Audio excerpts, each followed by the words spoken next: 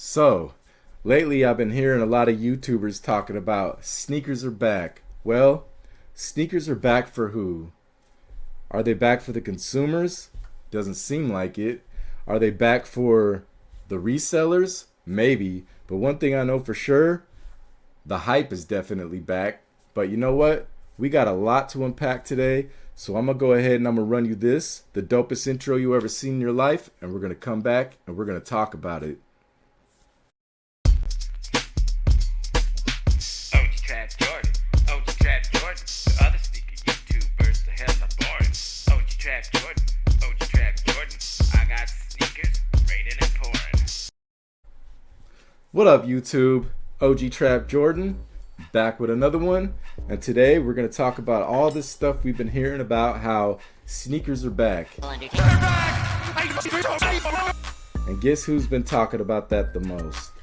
A lot of YouTubers been talking about sneakers are back. And like a lot of you guys, I kind of had the same sentiment.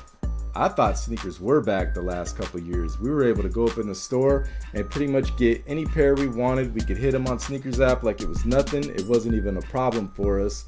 And all of a sudden this year, it's a problem again. And for some reason, a lot of people seem to be happy. And on the other hand, a lot of people are pretty unhappy about it as well. And mostly when I say people are pretty unhappy, it's the consumer, the one that you would think that counts the most.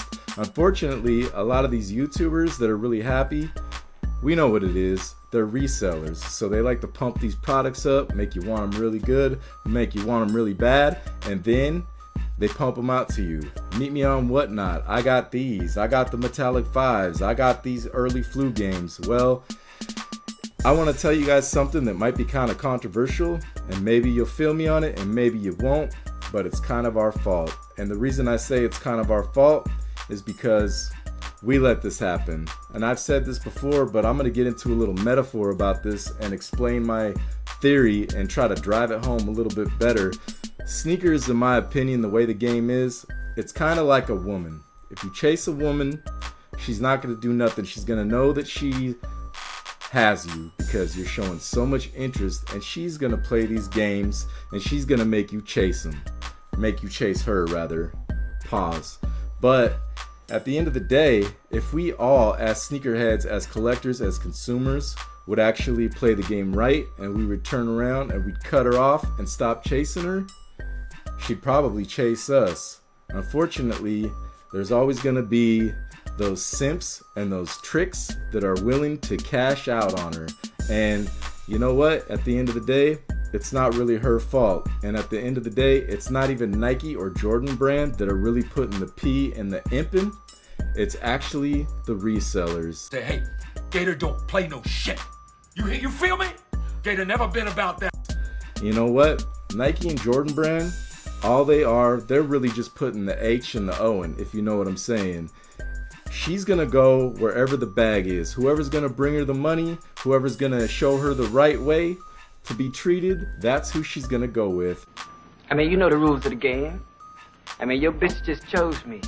And unfortunately, that's what we have going on. These resellers and these YouTubers, they're basically, like I said, they're putting the P in the imping, and guess what? We're all going for it. A lot of us are tricking. A lot of us are cashing out, and we're trying to get that love from her. So that's really the game right there. That's really what it is.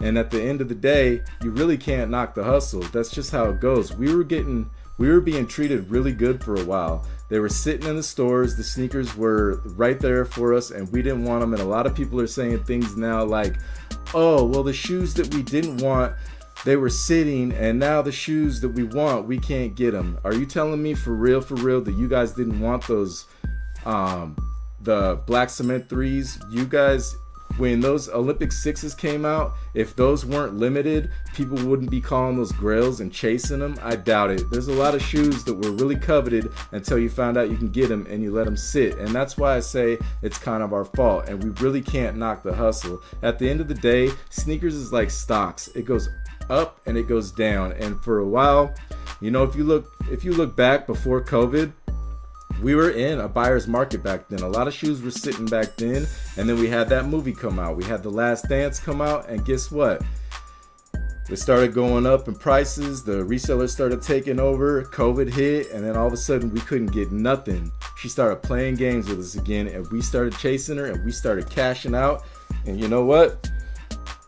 Eventually it stopped. Eventually we got tired of it. We stopped playing her game, and she started giving it up. And you know what? She noticed. She noticed that we could just get it whenever we wanted, and she didn't like it. So she decided that she was going to play these games again. And now we're back in a buyer's market, and it is what it is. But fortunately, if you know the game, there's a lot of new sneakerheads out there that probably don't know, but you could look on YouTube and you could go back to the original, like the OG sneaker YouTubers, and you'll see videos from like 10 years ago where they were talking about how sneakers were dead, and then it turned around and then it changed, and then now we're in another cycle and we're going through this one more time. And like I said, it's kind of our fault, but at the end of the day, I'm going to tell you this. It's going to be like this for probably the next year. And you know what? I think it's even going to go into the next year. I think some of these shoes are going to get pushed back. And we've already seen a couple of shoes that Jordan Brand has slated for us for the next year. And it looks like they're going to play this little game for us for a while. And the one good thing about this is that it is bringing excitement back. It is bringing the excitement back, because as much as I hate it, and as much as a lot of us hate that we can't get these shoes, it makes us want them more, and we get excited about it, and we go after them, and it's birthing a lot of new sneakerheads. New sneakerheads are born every day, and the fact that they're doing this is just making the brand more popular. As much as it sucks that we can't get it when we want it and we have to cash out, it's making the brand relevant again, and eventually it will go down again, and it'll go from a seller's market to a buyer's market again. But you know what? Right now, we're just going to have to bite the bullet if we want these shoes. If we want these sneakers, we're going to have to pay the resellers, or we're going to have to be plugged in, or maybe some of us are going to have to say, you know what, if we can't beat them, we're going to have to join them. Some of us might even have to turn into resellers. I'm not personally going to do that. I'm a collector. I got love for the game. Well, I can't say never. Who knows? Maybe one day I'll just flip and I'll become a reseller. I don't know. But I do know that this won't last forever. We are in a seller's market, and we will be in a buyer's market, and this will happen again. It'll go back in a couple years to where we could buy them in the stores, and it'll go up and down. That's why StockX is called StockX, because it's like stocks. It goes up and it goes down. And right now, unfortunately, it's not for the consumers. It's for the resellers, and the company needed to revamp because we were letting these shoes sit on the shelves. So that's why I say it's kind of our fault, and we really can't knock the hustle. But I want you guys to think about something. For the 40th anniversary, it is exciting, and it's kind of cool what they're doing. I'm kind of feeling it to an extent. I mean, they went all out. Look what they did for the 40th anniversary. They got drones flying over San Francisco. They got all these pop-ups. They got people making videos and vlogs, and they're giving out shoes early, and people are going crazy for it. And this whole year is just crazy. The calendar is insane, and it's really cool that we're going to have a chance to get all these shoes again. But you know what? These shoes come and go about every 10 years. And in about 10 years, it's going to be another cycle for these shoes. And guess what's going to happen? All these shoes that are coming out right now, they're going to come out again in about 10 years after we go through this up and down cycle that we're going to go through again. But there's going to be a whole bunch of new sneakerheads. And you know what? All these new sneakerheads that are coming out, that are being born right now, or getting introduced to the game because of this excitement, in about 10 years, you know what it's going to be? It's going to be the 50th anniversary. And Michael Jordan, God bless him, hopefully he's still alive, he'll be about 72 years old. But if you think it was crazy what they did for the 40th anniversary, imagine what Jordan Brand will do on the 50th anniversary. It's going to be, you know what's crazy? You hear a lot and you see a lot of these YouTubers talking about, man, I wish I would have went to San Francisco. Me too. I wish I would have went to San Francisco too. I would have brought the whole family, and I would have got all these shoes, and I would have had to worry about it for the next year, for the rest of the year. And a lot of the YouTubers are like, oh, next year I'm going to go to All-Star Weekend. I'm going to go to LA. I don't think LA is going to be as cracking as it was in San Francisco this year. But I know the 50th anniversary, I know one thing for sure.